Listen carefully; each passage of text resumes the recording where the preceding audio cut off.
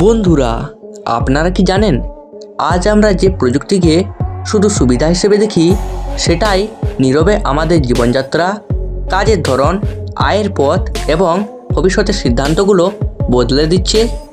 হ্যাঁ বন্ধুরা, সকালে ঘুম থেকে উঠেই ফোনে নোটিফিকেশন দেখা, অনলাইনে খবর পড়া, ডিজিটাল পেমেন্ট করা আর রাতে ঘুমানোর আগে স্ক্রিনে চোখ রাখা, এই পুরো রুটিনটাই এখন প্রযুক্তির হাতে।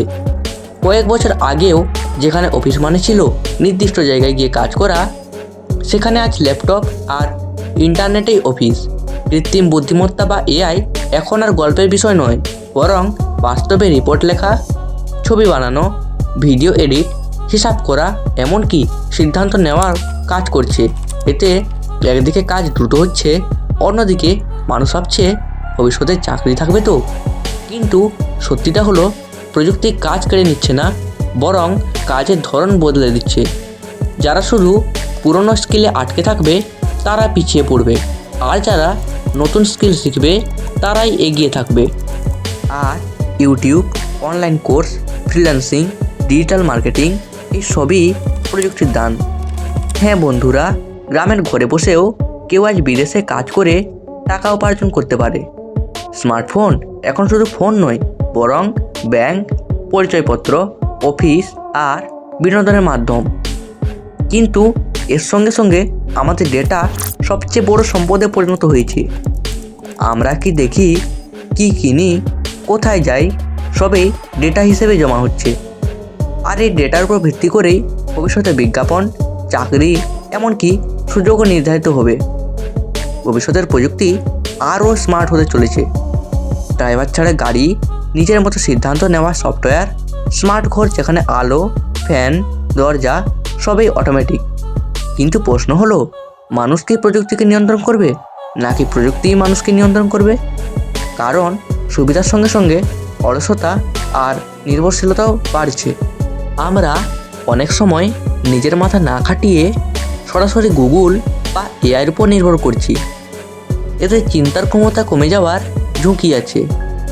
ভবিষ্যতে সফল হবে সেই মানুষ যে প্রযুক্তিকে ভয় না পেয়ে তাকে বুঝে ব্যবহার করবে, শেখার মানসিকতা রাখবে।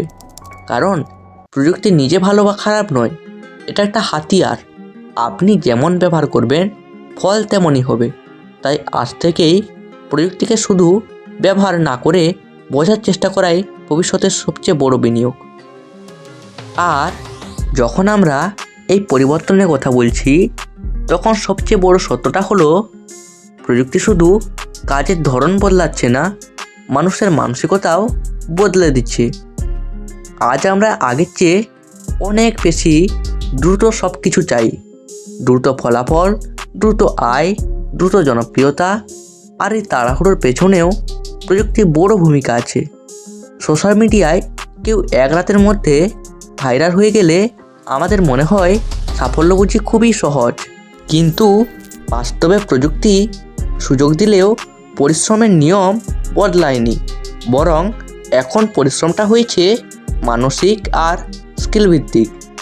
আজ যারা অনলাইনে ভালো করছে তারা সবাই একদিনে সফল হয়নি। তারা প্রযুক্তিকে বোঝার চেষ্টা করেছে, ভুল করেছে, শিখেছে, আবার চেষ্টা করেছে।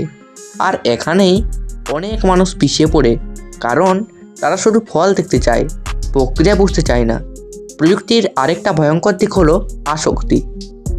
আমরা অনেক সময় বুঝতে পারি না কখন স্ক্রিন আমাদের নিয়ন্ত্রণ করতে শুরু করে।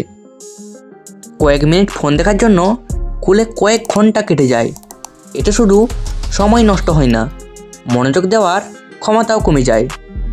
হ্যাঁ বন্ধুরা, ভবিষ্যতে যারা নিজের মনোযোগ নিয়ন্ত্রণ করতে পারবে তারাই সবচেয়ে শক্তিশালী হবে। কারণ তথ্য সবার কাছে থাকবে, কিন্তু ফোকাস থাকবে না সবার। আর এখানেই প্রযুক্তিকে বুদ্ধিমানের মতো ব্যবহার করার গুরুত্ব আসে। প্রযুক্তি যদি আপনাকে শিখতে সাহায্য করে, আয় বাড়াতে সাহায্য করে, জীবন সহজ করে, তাহলে সেটা আশীর্বাদ।